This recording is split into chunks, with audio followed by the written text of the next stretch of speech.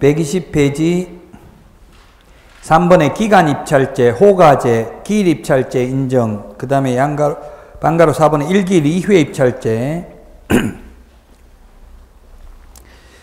보겠습니다.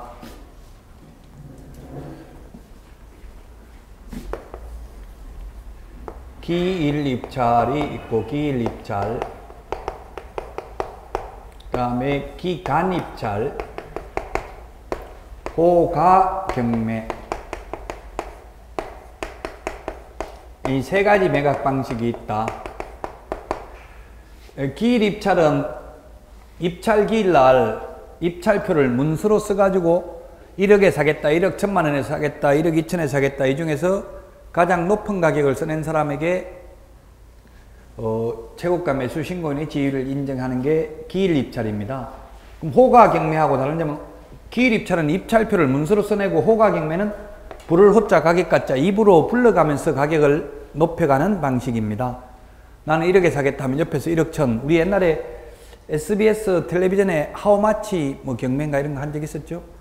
그거 다 남들 보이게 말로 하는 게 이게 호가경매입니다. 그래서 옛날에 호가경매가 있다가 폐지됐으면, 옛날에 경매법에 있다가 폐지됐다가 민사소송법에서 폐지됐다가 민사집행법에서 다시 부활을 했는데요. 왜 폐지됐냐 하면은 옛날에 이 호가경매제도가 있을 때에는 전부 다 경매법정에 가보면 머리 빡빡 깎고 우리 깍두기들, 조폭들이 다 앉아 있었어요. 그래서 1억에 부르려고 옆에 쳐다보니까 입을 움직이면 나중에 입을 찢어버리겠다 이런 게 무서워가지고 부르지도 못하고 눈치만 보고 이렇게 했어요. 그 자기들끼리 다 짜고 했다고요. 전부 막 머리 빡빡 깎는 사람 많이 앉아 있으니까 다른 사람은 거의 입찰을 할 수가 없었어요. 그럼 막 떨어질 때까지 기다리고 있고, 이번에 양보해라, 다음에 너한테 이렇게 해줄게, 이렇게 협박했고, 그럼 계속 다음에 오면 또 다음에 하고 한 번 양보하라고 이렇게 해서 병폐가 많이 생겼다고요. 그래서 폐지를 시켰다가 지금은 이론적으로는 부활을 시켜놨습니다. 이 세 가지 방식을. 기간입찰이라는 건 뭐냐면, 기일이라는 것은 하루 만에 1등을 뽑는 게 기일입찰입니다. 근데 기간입찰은 하루 만에 뽑는 게 아니라 입찰 기간을 일주일 이상, 한 달 범위 내에서 입찰 기간을 주고, 입찰 기일이 끝나고 나면 일주일 안에 매각기일을 정해서 실시하는 매각 방식을 기간입찰이라고 하는데요. 이게 이론적으로는 보면 기일입찰은 그날 법정에 막 사람들이 많이 모여 있으면 경쟁이 심하다 이렇게 하면은 이게 좀 높게 가격을 써내야 되겠다 이런 생각이 들 수 있겠죠. 근데 기간입찰은 일주일 이상 걸리니까 멀리 부산에 있는 사람도 입찰에 참여할 수 있고, 그러니까 도대체 누가 얼마 써냈는지 전혀 모르고 완벽하게 비밀이 보장됨으로써 높은 가격으로 매각을 유도할 수 있는 장점이 있어서 도입을 했습니다. 근데 시행을 해보니까 전부 다 부작용이 많아가지고요. 이제는 현실적으로는 이 법원에서는 지금은 기일입찰만 실시하고 있습니다. 서울중앙지방법원 같은 데서 기간입찰을 실시해봤어요. 10억 넘는 물건들. 해보니까 또 의외로 부작용이 많이 나타나가지고 지금은 이 세 가지 방식 중에서 법원이 재량으로 선택할 수 있습니다. 그래서 현재 선택되고 있는 것은 사실상 기일입찰만 실시되고 있습니다. 이게 순서를 제가 1번, 3번 이렇게 적었는데, 이 기일입찰하고 호가경매는 기일입찰하고 호가경매, 그 다음에 기간입찰이 있는데, 이론적으로는 이 기일입찰하고 호가경매는 1기일 2회 입찰을 할 수 있습니다. 하루에 오후에 밥 먹고 한 번 더 입찰을 하게 할 수 있습니다. 근데 오후에 밥 먹고 한 번 더 할 때 가격을 깎아주지 않았습니다. 2회 입찰에도. 그러니까 한 번 유찰된 거 가격을 안 깎아주니까 아무도 또 참여를 안 하겠죠? 그러다 보니까 이론적으로는 1기일 2회 입찰을 만들어 놓고는 실제 지금 시행하진 않습니다. 천안지원에서 해보니까 오후에 뭐 사람들 모여가 있는데 아무도 안 오는 거예요. 그러니까 이거 몇 번 해보니까 사람 안 오니까 그냥 실제로 지금은 하지는 않고 있습니다. 1기일 2회 입찰도. 앞으로는 1기일 2회 입찰할 때부터 가격을 깎아주면 사람들 많이 몰려오겠죠? 지금 세매각이 이루어지가, 아까 세매각 되면 유찰돼서 세매각 할 때 가격 깎아준다고 했잖아요. 그럼 유찰돼서 세매각을 하려고 하면 거의 한 달 정도 기다려야 되거든요? 근데 바로 오후에 한 번 더 하면서 가격을 깎아준다고 하면은 사람들이 많이 몰려올 거 아니에요. 근데 그런 게 장점이긴 한데, 또 단점은 일부러 그러면 오전에 눈치 보고 아무도 참여 안 하고 이따가 오후에 다 하겠죠. 이렇게 해도 부작용이 생기고 저렇게 해도 부작용은 생기기는 마련입니다. 어쨌든 이론적으로는 매각 방식은 세 가지가 있습니다. 기일입찰, 호가경매, 기간입찰. 그러나 현실적으로는 기일 입찰만 실시하고 있고요. 호가경매는 유체동산에 대해서만 실시하고 있습니다. 부동산에는 안 하고요. 유체동산.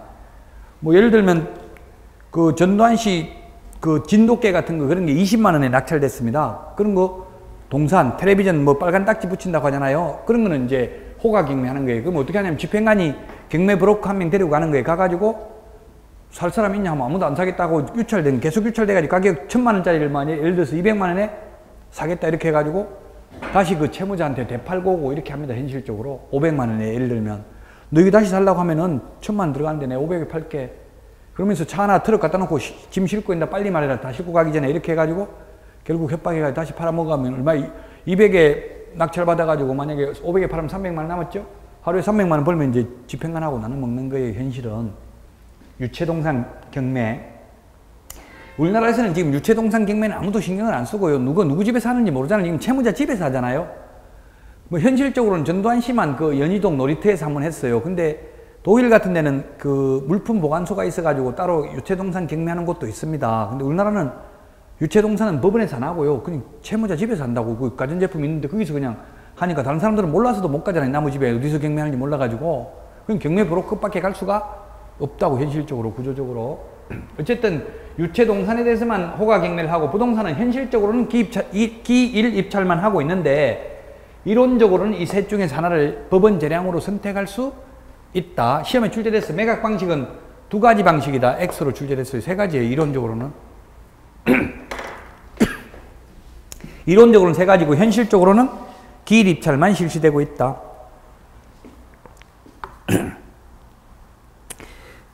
이 121페이지 한국자산관리공사 공매는 거의 시험에 출제되지는 않습니다. 그 비업무용 부동산 공매가 있고요. 그 다음에 122페이지 유입부동산 공매, 압류부동산 공매 등이 있는데 이 중에서 90% 이상이 사실은 방가로 3번에 있는 압류부동산 공매입니다. 즉 국세 체납 처분에 의해서 세금 안 내는 사람들 공매한다고요. 세금 받기 위해서. 그게 압류부동산 공매입니다. 압류부동산 공매는 모든 절차가 경매와 동일합니다. 그 정도만 기억하면 되겠습니다. 그래서 압류부동산 공매는 경매와 동일하기 때문에 위험한 대신에 가격은 싸고요. 기업의 비업무용 부동산 이런 것들은 안전한 대신에 비쌉니다. 그래서 일반적으로 경매는 공매보다 위험한 대신에 가격은 싸고요. 공매는 안전한 대신에 가격은 비싸다. 이게 일반적인 이론입니다. 그러면 사람들이 경매를 일반적으로입니다. 이게 다 특수사항은 있지만 일반적으로 그럼 경매를 선호할까요? 공매를 선호할까요? 한국자산관리공사 가격은 좀 비싸지만 안전한 한국자산관리공사 공매를 선호할까요? 아니면 좀 위험하지만 가격이 싼 경매를 선호할까요? 일반인들이 주로 통계적으로 보면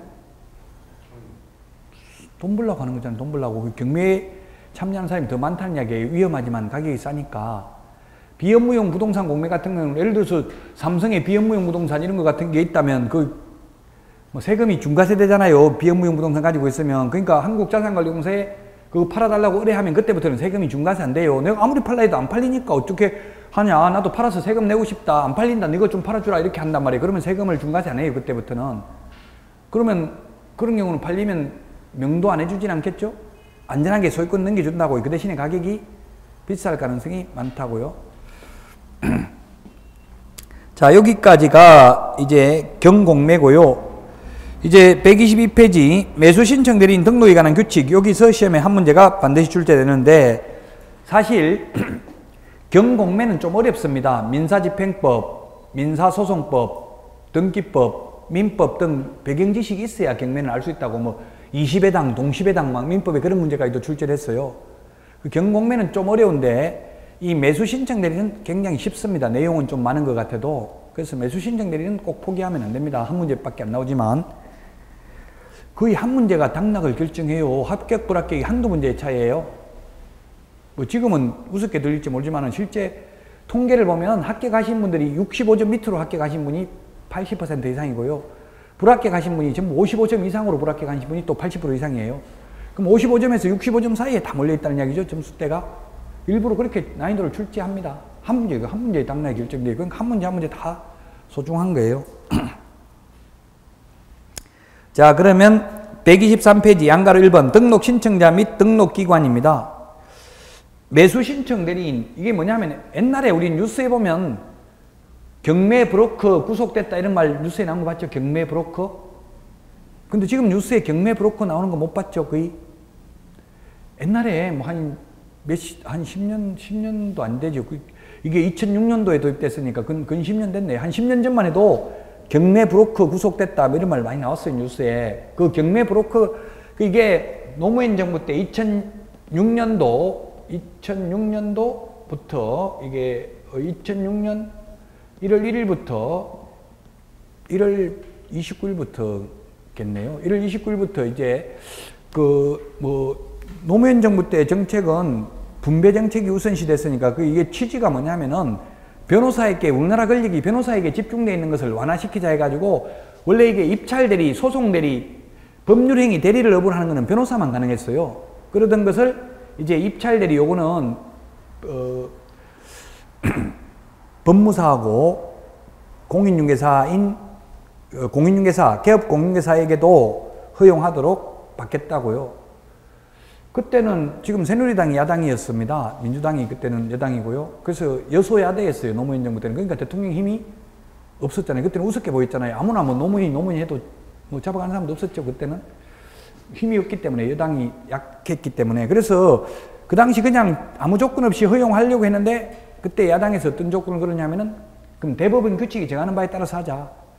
뭐든지 여당에서 밀어붙이면 그걸 반대할 명분이 없거든요. 계속 뉴스에 여당한테 유리하게 나와버리면 야당이 계속 반대해버리면 발목 잡는다 해가지고 아무리 여소야대라도 안 따라갈 수가 없어요. 뭐 예를 들면 담배값 올린다 정부에서 발표했는데 야당이 그 반대하면은 결국 나중에 욕먹거든요. 그럼 따라갈 수밖에 없어요. 그래서 이 정부에서 이거 계속 밀어붙이니까 야당이 더 숫자는 많았지만은 어쩔 수 없이 여론에 따라서 갈 수밖에 없었어요. 매수 신청대를 허용했습니다. 했는데 단 조건이 대법원 규칙이 정하는 바에 따라서 하자, 이렇게 조건을 달았어요. 그래서 지금 대법원 규칙을 누가 만들었냐면 법원 행정처에서 만들었어요. 법원 행정처라는 것은 그 대법원에 있는 행정을 총괄하는 부서거든요.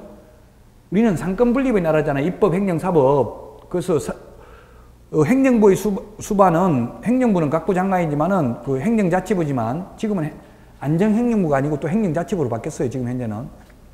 근데 사법부인 경우는 법원 행정처입니다. 그래서 우리 시험에 만약에 국토교통부 장관 이렇게 나오는 거면 이 매수신청 대리와 관련해서는 법원 행정처장이에요.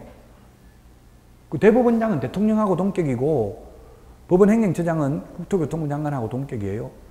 그래서 법원에서 만들었기 때문에 우리 개업 공인중개사들에게 불리하게 되어 있습니다. 법관들이 만들었기 때문에. 자, 123페이지 메뉴의 세 번째 줄 양가로 1번입니다. 매수 신청 대리인 등록을 신청할 수 있는 사람은 누구냐면 일단 자격증이 있어야 돼요. 소위 옛날에 복덕방 하던 중개인들은 매수 신청 대리를 못합니다. 공부를 안 했기 때문에. 그래서 이제 공인중개사인 개업공인중개사와 법인인 개업공인중개사만 매수 신청 대리인 등록을 할 수 있는데 어디다 등록하냐면 지방법원장에게 등록해야 됩니다. 그냥 자격증만 땄다고 매수 신청 대리 할 수 있는 게 아니라 매수 신청 대리인 등록을 해야 된다고요. 우리 중개사무소 개설 등록은 어디다가 했어요? 등록관청인 시장군수구청장한테 했죠? 그 시험에 이게 지금 지방법원장인데 매수 신청 대리인 등록은 시장군수구청장한테 해야 된다 이렇게 하면 X라고요. 시험에 그런 식으로 나와요. 지방법원장에게 해요. 누가 만들었다고 했어요? 법원 행정처에서 만들었다 했죠? 그러니까 지방법원장에게 합니다. 얼마나 이걸 무식하게 만들어놨냐면 제가 볼 때는 헌법이 위반될 소지가 많아요. 이거는 한번 매수신청 대리인 등록을 한번 해버리면 영원히 폐업이 안 되고 휴업이 안 돼요. 세상에 그런 게 어디냐고. 직업 선택의 자유를 침해했다고 할 수 있겠죠?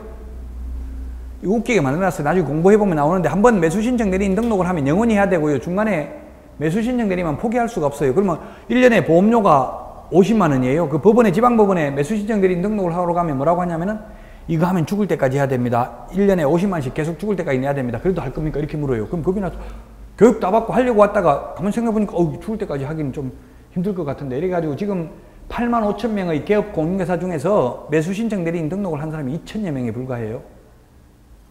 그럼 10%도 안 되고 5%도 안 된다는 이야기죠?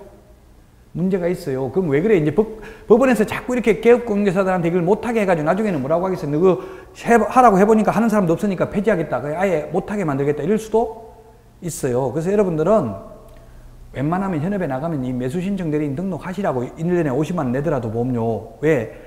내면은 지방법원장이 준 매수신청 대리인 등록증을 일단 사무실에 걸어놓을 수 있잖아요. 그럼 손님들이 왔을 때 지방법원장이 뭔가 뭐 허가증을 등록증을 내줬다? 왠지 공신력이 있다고요. 우리나라에 보면 지금 시장 군수구청장은 구속되는 사람을 많이 봤지만 법원장 구속되는 건 아직 뉴스를 본 적이 없죠. 그럼 법원장은 죄를 절대로 안 짓고 시장 군수구청장은 죄를 많이 지었을까요? 저는 인간 인상 통계상 비슷하다고 봐요. 근데 법관들이 판사가 판결하면서 자기 상사를 구속시키는 일은 우리 아마 헌정사상 거의 없는 걸로 알고 있어요. 검사는 구속된 적이 있지만 아직 판사까지 구속된 적은 저 못 봤어요. 그래서 그 뭔 이야기 하려고 하냐면 그 지방법원장 명의로 그 등록증을 걸어놓으면 그것만 해도 50만 원 광고 효과가 있다고요. 실제 매수신청대리를 못 하더라도 좀 하세요. 만약에 아무도 안 해버리면 나중에는 폐지될지도 몰라. 이제 어차피 안 하니까 그냥 없애버리자. 행정력만 낭비된다. 이렇게 나올지도 모른다고요. 자, 그 다음에 등록 요건입니다. 양가로 이번에 보니까 공인중개사이거나 법인일 것, 그 다음에 중개사무소 개설 등록을 하였을 것, 경매에 관한 실무교육을 이수하였을 것, 보증보험 공제 가입하거나 공타가했을 것. 이 보증보험 가입이 1억 가입하는데 50만 원이라고 했어요. 보험료가. 보험금은 1억이고 1년에 내는 돈은 50만 원이라고요. 근데 우리 중개업을 하기 위해서도 1억을 가입했는데 그때는 보험료가 25만 원이에요. 그럼 보험금은 똑같은데 보험료가 왜 이렇게 2배나 차이 나냐? 이렇게 물으니까 보험료라는 거는 그 보험회사가 정하기 나름이에요. 약관에 의해서. 왜냐하면 매수신청 대리인 등록을 한 사람이 몇 명 안 되니까 한 명만 만약에 사고 나버리면 손해율이 높기 때문에 어쩔 수 없이 많이 받아야 된다 그러더라고요. 사람 숫자가 작아서. 현실은 그렇습니다. 자, 그 다음에 양가로 3번 매수신청 대리인 등록 신청 서류 및 수수료입니다. 매수신청 대리인 등록 신청서 2번 공인중개사 자격증 4번 공인중개사 자격증이 있어야 됩니다. 중개인은 그래서 안 된다고 했죠. 그 다음에 이 3번은 별로 의미가 없어요. 법인 등기사항 증명서인데 이건 입법의 불비입니다. 사실상 법인 등기사항 등기부는 누구든지 열람할 수 있기 때문에 이건 제출을 안 합니다. 현실은. 근데 지금 여기는 원칙은 제출하고 예외적으로 제출 안 한다 이렇게 돼 있어요. 4번 매수신청 대리인 등록증 4번. 그래서 이 4번 등록증이 들어가야 되니까 제가 아까 이야기했잖아요. 나는 공인중개사 자격증 따가지고 중개업은 시시하니까 매수신청 대리인 등록만 하겠다. 이거는 불가능이라고요. 반드시 중개업하고 같이 해야 돼요. 왜 이렇게 만들었겠어요? 법원이 우리 개업 공인중개사들한테 이거 못하게 하려고 물귀신 작전이에요. 한번 개업 매수신청 대리인 등록하면 그만두지도 못하고 그만두려면 중개업하고 같이 그만두라고 해요. 그 직업선택의 자유가 그래서 침해될 우려가 있다고 했죠. 요 취지만 알고 있으면 나중에 암기하는 서류는 암기가 금방 되니까. 동그라미 5번 실무교육 이수증 4번 있어야 됩니다. 그 실무교육이라는 것은 경매 실무교육도 있고 중개 실무교육도 있고 두 가지가 있어요. 중개업을 하기 위해서도 미리 받아야 되죠. 그건 28시간 이상 32시간 받아야 되고요. 중개 실무교육은. 경매 실무교육은 32시간 이상 44시간 이하입니다. 교육시간이. 중개 실무교육은 시도지사가 실시합니다. 올해 시험에 나왔어요. 시도지사가 누가 실시하는지. 중개 실무교육은 시도지사가 하는데 경매 실무교육은 법원 행정처장이 지정하는 교육기관에서 교육을 받아야 됩니다. 모든 교육의 지급윤리는 다 교육 목적으로 전부 다 들어가 있습니다. 반명한판 사진 3×4cm 2매 제출해야 됩니다. 우리 중개사무소 개설 등록할 때는 사진 한 장만 제출하면 됩니다. 자, 그 다음에 보정설정 증명서류 제출해야 됩니다. 중개사무소 개설 등록 신청할 때는 미리 보정가입을 할 수가 없습니다. 등록 통지서를 가져가야 보정가입할 수 있습니다. 즉 무등록 개업 공인중개사는 보정가입을 할 수가 없습니다. 그러나 매수신청 대리인 등록 신청할 때는 미리 보정설정을 해야 됩니다. 왜냐하면 매수신청 대리인 등록을 신청하는 것은 개업 공인중개사만 가능하다고 했죠? 이미 개업되어 있기 때문에 무등록 개업 공인중개사가 아니잖아요. 그래서 중개사무소 개설 등록할 때는 미리 보정가입을 할 필요가 없는데 매수신청 대리인 등록을 할 때는 미리 보정가입을 해야 된다고요. 그래서 매수신청 대리인 등록 신청할 때 제출을 해야 됩니다. 맨 밑에 매수신청 대리인 등록 신청 수수료는 공인중개사 2만원, 법인은 3만원입니다. 우리 중개사무소 개설 등록할 때는 당해 지자체 조례 가정하는 수수료를 납부했습니다. 2만원, 3만원. 아마 지금부터 시험 볼 때까지 이제 계속 비교를 하게 될 겁니다. 지금은 첫 달이라서 그렇게 많이 비교를 안 하지만 갈수록 비교되지 않는 지식은 지식이 아니라는 말이 있어요. 그래서 항상 여러분들이 전 과목을 공부할 때는 비교를 해야 됩니다. 예를 들면 뭐 사법고시 시험에 어떻게 나오냐면 민법 시험 이런 거 나왔어요. 사법고시에 예를 들면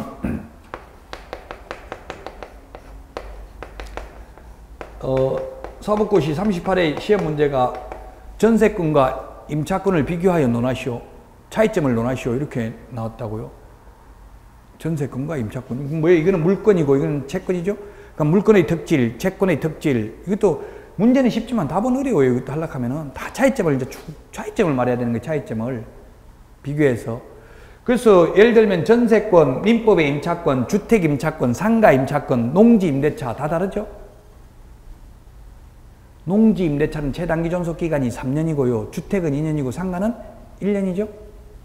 민법의 임대차는 최단기 존속 기간 없죠. 예를 들면 이렇게 차이점 비교를 해야 된다 이 말이 공부하는 방법이. 민법이면 예를 들면 그 다음에 예를 들어 공법이면 도시 및 주거환경정비법하고 도시개발법 비교해야 되고요. 건축법하고 주택법 비교해야 되죠. 그런 식으로 비교해서 공부해야 된다고요. 그 뭐니 세법이 있으면 취득세, 재산세, 뭐 종부세, 양도소득세 그거 다 비교해야 되겠죠. 과세표준이 뭐다 뭐 이런 걸 비교해서 공부해야 된다고요. 비교되지 않는 지식은 지식이 아닙니다. 그 시험은 비교해서 출제됩니다. 우리도 이제 교육제도 다시 한번 말씀드리면 교육이 중개실무교육, 경매실무교육, 그 다음에 연수교육, 직무교육 이렇게 있어요. 4가지. 교육 비교해야 되겠죠? 반드시 시험에 한 문제 나와요. 올해도 출제를 했어요. 뭐 공인중개사법은 아마 현업에 나중에 시험장에 가서 보면 안 들어본 문제는 거의 없을 거예요. 아마 이번 시험에서는 어렵게 나오니까 저한테 안 들어본 문제가 4문제까지 나올 수 있어요. 그럼 제 강의는 90%는 적중시킨다고요. 4문제 틀려도 90점 되죠? 아마 올해는 여러분들 시험 볼 때 올해가 아니고 이제 뭐 하루만 더 있으면 내년이긴 한데 그냥 편의상 올해라고 하겠습니다. 올해 여러분들 시험에서는 공인중개사법 이렇게 나와요. 작년에 어려웠던 과목은 오히려 쉽게 출제된다. 항상 해마다 역발상을 해야 돼요. 왜 출제위원들한테 들은 이야기예요. 그건 왜냐하면 통계 전문가들이 들어오기 때문에 작년에 난이도가 어때가지고 몇 명이 합격했다 이게 다 나와 있기 때문에 반대를 낼 수밖에 없답니다. 그리고 누차 이야기하지만 가장 중요한 거는 뭐 법은 법조문에 있으니까 큰 문제가 없는데 가장 논란의 대상이 되는 게 뭐냐? 학개론이잖아. 학개론. 학개론은 법에 없고 학자들이 주장하는 거니까 이게 여러분들 시중에 있는 학원책은 하나도 안 가지고 들어간대요. 출제할 때 전혀 못 가지고 들어간대요.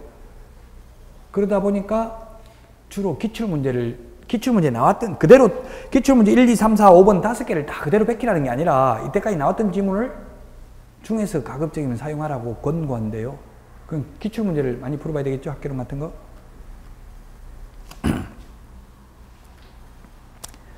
자, 그 다음에 지금 왜 이런 말씀 드리냐면 이게 매수 신청들이 인등록하고 우리 중개사무소 개설 등록을 비교하라 이 말이에요.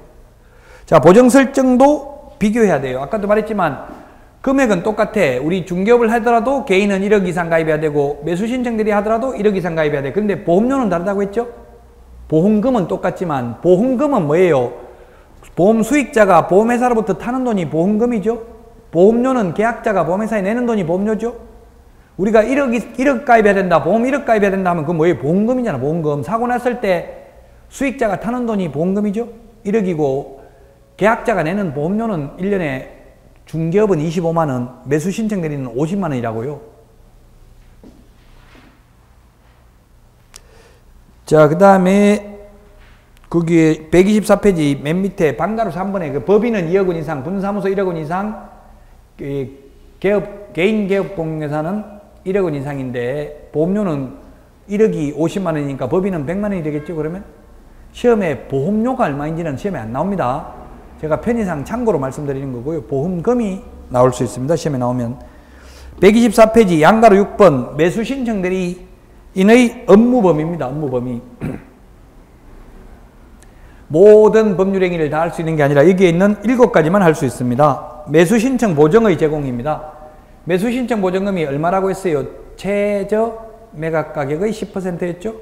10분의 1. 돈 대신, 보증금 대신 내는 거 해줄 수 있다고요. 대신 돌려받는 것도 할 수 있어요. 입찰표 작성 제출할 수 있고요. 차순위 매수 신고. 차순위가 뭐냐면 2등이죠. 2등 차순위. 만약에 아까 최저 매각 가격이 9천만 원인데 내가 1등을 하려고 1억을 써냈습니다. 그러면 내가 써낸 금액의 10%를 내는 게 아니라 매수보증금은 최저 매각 가격이 10%인 900만 원만 냅니다. 900만 원만. 900만 원만 내면 나머지 잔대금이 9,100만 원 남았습니다. 그러면 차순위 2등을 하려면은 차순위 매수 신고로 차순위 매수 신고 2등을 하려면은 1등이 써낸 금액에서 매수보증금을 뺀 금액 이상은 써내야 돼요. 9,100만 원 이상은 써내야 돼요. 2등 하려면은. 8천만 원 써내면 2등이라도 차순위 매수 신고가 안 됩니다. 그 이유는 1등이 매수보증금만 900만 원 걸어놓고 나머지 잔대금을 안 냈을 때는 2등 한 차순위 매수 신고에게 매수 기회를 주고 경매 절차를 종결하기 위해서 차순위 매수 신고 2등을 뽑습니다. 그러려면은 최소한 이 보증금을 뺀 금액 이상은 써내야 돼요. 그러면 이 보증금은 만약에 1등 한 사람이 보증금만 내놓고 잔금을 안 내면 이 보증금은 계약금 안 돌려주잖아요. 그럼 안 돌려주는 거 이거 하고 2등한테 9,100만 원 팔면 결국 1등한테 1억 파는 거나 마찬가지죠. 그래서 경매 절차를 빨리 종결하기 위해서 2등을 뽑습니다. 그럼 여러분들이 만약에 입찰에 참여하는 사람이라면 2등을 가급적이면 하는 게 좋아요? 안 하는 게 좋아요? 네? 현실적으로 2등 할 실익이 있어요? 없어요? 현실적으로 2등 할 필요는 별로 없습니다. 이론적으로는 차순위 매수 신고가 있는데, 왜냐하면 2등을 하게 되면은 좋은 물건이 기회가 돌아오겠냐고요. 좋은 물건들은 우리 그 법원에 가보시면은 경락 잔금 대출 해가지고 법정 뒤에서 주로 뭐 아줌마들이 이게 찌라시 돌리더라고, 명함 돌리더라고. 대출 융자 해가지고. 보셨죠? 가서? 안 가봤어요? 한 번도 법원에? 한번 가봐요. 아직 시간 많이 남았으니까. 법원에 아침 10시에 가서 한 달짜리만 앉아있다 오면은 한 문제 맞춰요. 그 절차 딱 진행되는 절차 보고 나서 수업 들으면 한 번 봤기 때문에 눈에 확 들어오겠죠?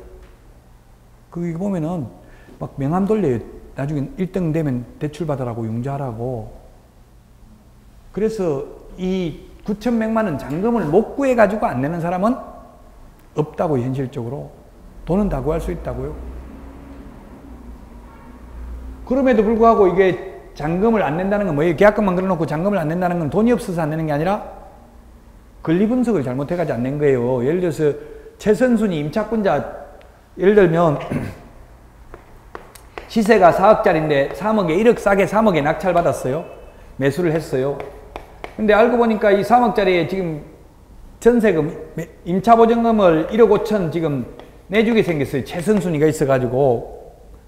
그러면 차라리 3억에 매수했으면 뭐 계약금 한 3천만 원 걸었다 하더라도 이거 떼는 게 더 이익이죠. 3천만 원 손해보는 게 낫지. 아니면 1억 5천 내주려고 하면은 얼마에 3억에 샀으면 4억짜리인데 지금 4억 5천에 산 거잖아요. 잘못해가지고, 권리분석을 잘못해가지고. 아까 최선순위 임차권은 인수된다고 했잖아요. 그게 이 잔금을 안 낸다는 건 뭔가 이렇게 권리 하자가 있는 게 대부분이라고요. 그래서 차순위 2등한테 좋은 물건은 기회가 돌아오지 않는다고, 현실적으로. 그래서 차순위 매수를 할 실익은 현실적으로 거의 없습니다. 왜냐하면 또 차순위 매수 신고하면 이 사람은 돈을 안 내줘요, 보증금. 원래 1등 한 사람만 보증금 안 내주고 나머지는 다 보증금을 돌려주죠, 그 자리에서. 근데 2등 한 사람은 보증금을 안 내줘요. 왜? 1등이 잔금을 내면 그때 돌려줍니다. 1등이 잔금 내면 1등 한 사람이. 1등 한 사람이 잔금 안 내면 2등 한 사람이 그때 잔금 낼 기회를 주기 위해서 보증금을 안 돌려준다고요. 돈만 묶여 있다고. 나중에 돈만 묶여 있다가 돈 내버리면 아무 소용이 없죠. 법원에 가보니까 어떤 분, 그 집행관이 물어요. 앞에서 이렇게 진행하다가 차순위 매수 신고 하렵니까? 물어봐요. 2등 요 금액 이상 써낸 사람 있으면. 물으니까, 여자분한테 물으니까 예, 이렇게 하더라고. 그래서 제가 나중에 물어봤어요. 왜 예라고 대답했는데? 물어보니까 이 양반은 그럼 묻는데 예라고 하지, 그럼 뭐라고 대답하노? 이렇게 이야기하더라고. 그냥 물으니까 순간 아무 생각 없이 예, 이렇게 했더라고요. 그 차순위 매수 신고 많이 하면 망할 가능성이 많죠. 돈만 묶여 있고 좋은 물건은 안 들어온다고요, 기회가. 다만 차순위 매수 신고는 이제 하는 사람이 있긴 있더라고. 왜 하는지 보니까 그 분석을 해보니까 저도 그 법원에 가서 보니까 만약에 예를 들면 뭐 친한 사람 애인이나 뭐 가족이나 이런 사람 내가 막 애인 예를 들어서 애인 집이 경매 넘어가는 게 걱정하지만 내가 낙찰 받아줄게 이렇게 이야기했어요. 근데 2등 했어. 그래도 2등 했으니까 바로 돈 차순위 매수 신고 하려니까 묻는데 안 합니다 하고 돈 다 돌려받으면 싫어하겠죠 애인이. 그러니까 그냥 예의상 차순위 매수 신고 하겠습니다 이렇게 하는 거는 가능한데 실제 할 실익은 없다고요. 좋은 물건은 기회가 안 들어온다고요. 좋은 물건들은 전부 다 돈을 다 구하니까. 그래서 차순위 매수 신고를 대신할 수 있고요. 그 다음에 반가로 4번 매수 신청 보증을 돌려줄 것을 신청하는 행위. 아까 제가 1등 차순위 매수 신고나 최고가 매수 신고 빼고 나머지는 보증금 다 돌려주죠. 보증금 최저 매각 가격 10% 낸다고 했어요. 최저 매각 가격 10% 냈던 거 대신 돌려줍니다.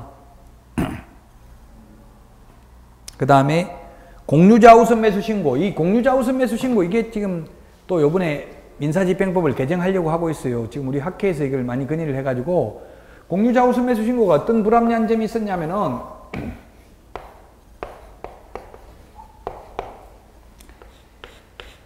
이 비물건이 비지분이 이제 경매에 넘어왔어요. 이게 경매에 나왔으면은 어떤 사람이 내가 이런 지분 경매만 하는 사람도 있어요. 이걸 내가 1억에 낙찰 받아달라고 1억을 써냈어요. 1억에 제가 사겠습니다. 최고가 매수 신고 이제 집행관이 비지분 1억 써내셨네요. 이렇게 하면서 나머지 A나 C한테 공유자 우선 매수 신고 하랍니까? 이렇게 물어요. 그럼 왜 해놓고 돈을 안 내버리는 거예요. 장매각 대금을. 그러면 다시 재매각이 이루어지겠죠. 돈을 안 내니까. 그러니까 이렇게 계속 경매 절차만 고의로 지연시키는 거예요. 이 공유자들이. 이걸 악용한단 말이에요. 유찰되면 가격이 계속 떨어지면 이 사람들이 이제 사는 거예요. 싼 가격으로. 비쌀 때는 아무도 사지도 않고. 그래서 이제 이 병폐가 심해가지고 지금은 공유자 우선 매수 신고를 딱 1회에 한 번만 할 수 있도록 했어요. 한 번만. 한 번 기회를 주는데 이제 공유자 우선 매수 신고 안 했으면 다시 새로운 경매 절차가 진행될 때는 이제 공유자 우선 매수 신고를 할 수 없도록 했어요.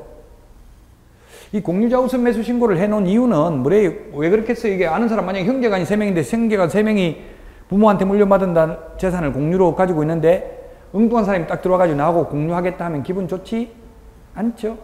우리나라에서는 그 인맥을 중시하는 사회니까 부동산의 소유 형태는 단독 소유가 있고 공동 소유가 있습니다. 공동 소유는 다시 공유가 있고 합유가 있고 총유가 있습니다.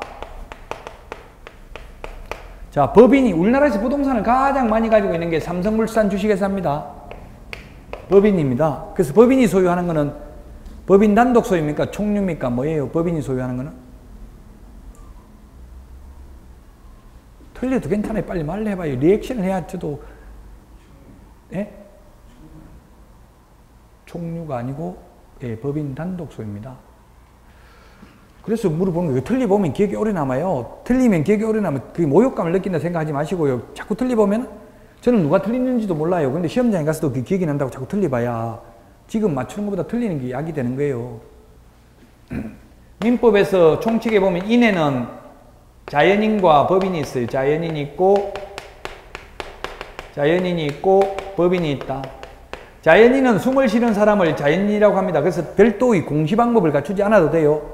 숨을 쉬는 사람은 어머니의 자궁으로부터 분리되었을 때 옛날에는 전부 노출설이었어요. 통설이. 어머니의 자궁으로부터 완전히 분리되었을 때 자연이라고 봤는데 요즘은 진통설로 보는 견해가 더 우세합니다. 진통설. 막 애 나오면서 고통을 느낄 때 벌써 사람이라고 보는 견해도 있습니다. 어쨌든 이게 태어나면 어머니의 자궁으로부터 분리되면 이게 자연인이 되는 거고요. 별도의 공시 방법을 갖추지 않아도 이거는 누구든지 자연인이라는 걸 알 수 있죠. 근데 법인은 법적으로 사람이에요. 법적으로 사람. 자연인은 주민세를 내고 법인인 경우는 법인세를 내죠. 주민세 대신에 이제 법인이라는 이유만으로 법인세를 냅니다. 그 법인은 법적으로 사람이 숨을 쉬는 사람이 아니고 자연인은 숨을 쉬는 사람, 법인은 숨을 쉬는 사람이 아니라 법적으로만 사람이라고요. 그 양도소득세 안 내고 법인은 법인세 내죠. 그 경매 이런 거 입찰 대리 이런 거 하려면 경매 법인을 만드는 게 좋아요. 그냥 입찰 대리뿐만 아니라 내가 경매로 막 낙찰받았다 다시 사고 팔고 하더라도, 개인이 하더라도 그 법인 만들어가지고 하면은 법인은 비용을 다 뺄 수 있잖아요. 소득세, 법인세 낼 때 비용 부분을 다 빼고 순수 소득만 가지고 세금 내죠? 그럼 직원 월급 줬다. 그런 거 많이 한다고요. 지금 뭐, 그게 JYP 엔터테인먼트도 JYP 그 뉴스에 보니까 나오더라고. 이 건물을 뭐 어디다 SK 막내 동생한테 가지고 팔았더라고. 이 본사 4억을 팔고 다시 이제 월세 뭐 4천만 원인가 내고 임대해가지고 살고 있더라, 근무하고 있더라고요. 그럼 팔리기 전에는 어떻게 했냐면 박진영 소유였어요. 이 건물이. 자기 건물을 누구한테 세놓는 거예요? 결국은 자기한테 세놓는 거예요. 근데 실제로는 자기한테 세놓지만 형식적으로는 누구의 그 JYP라는 법인한테 세를 놓는 거죠. 세놓으면서 엄청나게 월세 많이 받는다고요. 그럼 소득, 그 법인 소득에서 그 월세 나는 거 다 빼잖아요. 소득 세금 낼 때. 현실적으로 다 그렇게 하고 있어요. 김영삼 전 대통령도 재산 어디다 다 기부했어요? 김영삼 재단에, 법인에다가. 이명박 전 대통령도 재산 어디다 기부했어요? 청계재단에다가. 자기 어머니 호가 청계잖아요. 결국 어찌 보면 자기 거나 마찬가지라고 봐야 되겠죠. 이거는 서류상은 법인이에요. 별도 법인이에요. 별도 사람이에요. 그래서 법인은 재단법인이 있고 사단법인이 있습니다. 사람이 모인 단체를 사단법인, 재산이 모인 단체를 재단법인이라고 해요. 어쨌든 등기된 법인은 법인 단독 소유고요. 등기 안 된 법인을 우리는 비법인 사단, 총류라고 그래요. 조그만한 문중, 종중, 교회, 사찰 건물은 총류죠. 그렇지만 사찰도, 종중도, 문중도 큰 것들은, 교회도 큰, 뭐 순복음교회 이런 거는 법인이 돼 있어요. 법인 이름이 조영기 목사가 대표이사더라고요. 그 이름이 뭔지 모르겠는데 무슨 법인이 있어요. 뭐 순복음 선교회인가 뭐 이런 법인이 있어요. 그러면 누구예요? 법인이기 때문에, 법인 단독 소유이기 때문에 총류면 사원총회 결의를 거쳐야 되잖아요. 그 신도들 다 총회를 거쳐야 되는데 법인 단독 소유니까 안 거쳐도 된다고요. 그냥 재산을 처분할 수도 있는 거예요. 법인은 법인 단독 소유입니다. 등기된 법인 등기 안 됐으면 총류죠. 총류는 사원총회 결의를 거쳐야 됩니다. 그 다음에 이제 공동소유 중에서 인적 결합 형태가 가장 약한 게 공유, 그 다음에 합유, 총유인데, 우리 부부 공동명의로 소유하는 게 이게 공유입니다. 이 재테크를 할 때는 공유도 때로는 필요해요. 예를 들어서 영원히 살 부부라면 공유를 하는 게 좋겠죠? 공유를 하면 양도소득세도 훨씬 더 작게 낼 수 있다고. 예를 들어서 양도소득세가 뭐 1억 5천인가 초과되면 세율이 38%인가 그렇잖아요. 1억 5천인데 부부가 공유로 돼 있다면 둘이 나누면 7,500만 원밖에 안 번 거잖아요. 그러면 과표가 훨씬 줄어들겠죠? 세율이 낮아진다고 그러면. 그래서 그럼 공동명의로 하는 게 공유로 하는 게 더 좋을 수도 있다고요. 근데 좀 불편할 수는 있죠. 뭐 마음대로 혼자 팔아먹을 수는 없죠. 공유로 하더라도 공유물 전체를 매각하려면 다른 공유자, 이 공유물 전체를 매각하려면 다른 공유자 동의받아야 되죠. 공유 지분만 매각하려면 다른 공유자 동의 안 받아도 되죠. 합유는 지분만 처분하더라도 다른 합유자 동의받아야 됩니다.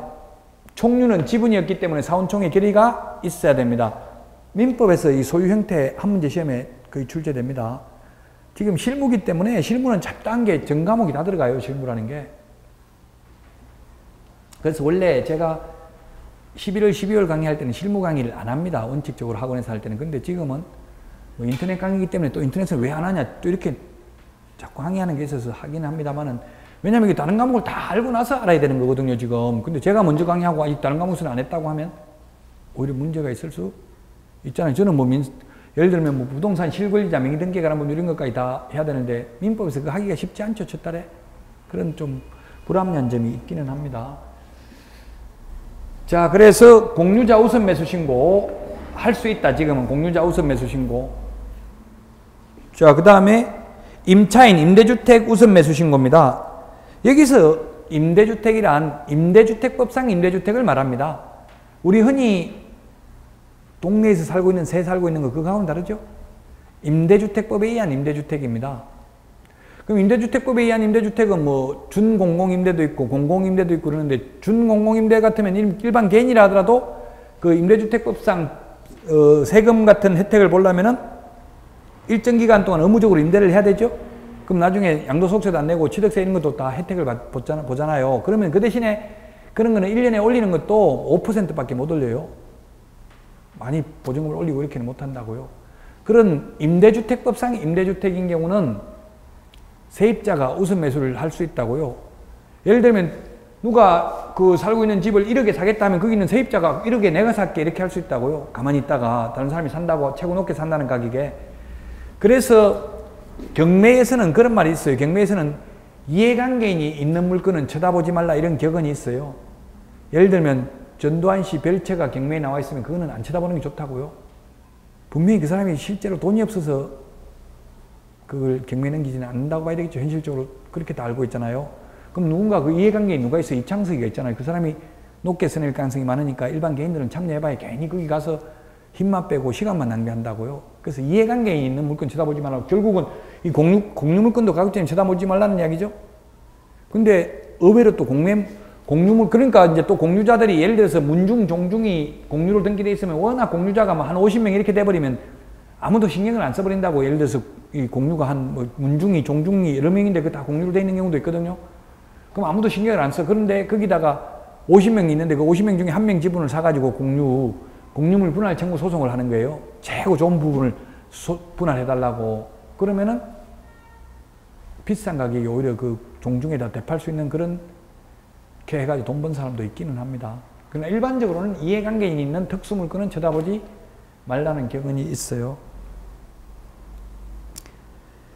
자, 그 다음에 7번 공유자 또는 임대주택 임차인의 우선 매수 신고에 따라 차순위 매수 신고인으로 보게 되는 경우 그 차순위 매수 신고인 지위를 포기하는 행위.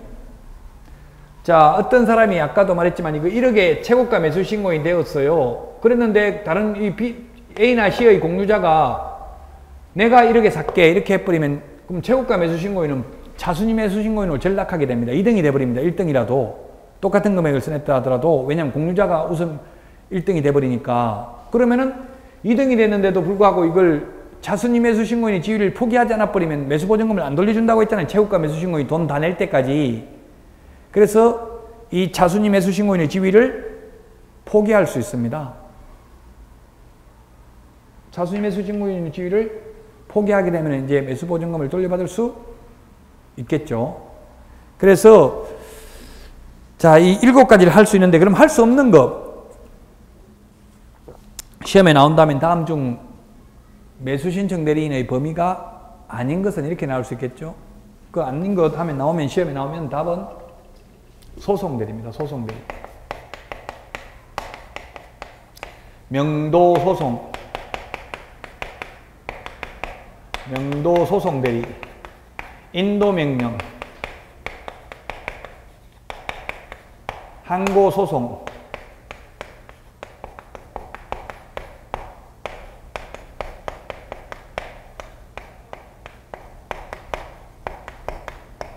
배당이 소송대리 이런 건 안 된다고요.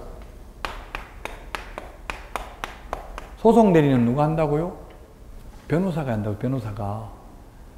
소송대리는 안 되고요. 단순히 서류 써내는 것, 돈 대신 내는 것, 돈 대신 돌려받는 것, 차순위 매수 신고하는 것, 차순위 매수 신고인의 지위를 포기하는 것, 공유자 우선 매수 신고하는 것, 임대주택 임차인 우선 매수 신고하는 것 이런 것만 대리할 수 있다고요. 소송대리는 안 된다고요. 소송대리는 변호사만 할 수 있습니다. 아직도. 소송대리는 안 된다.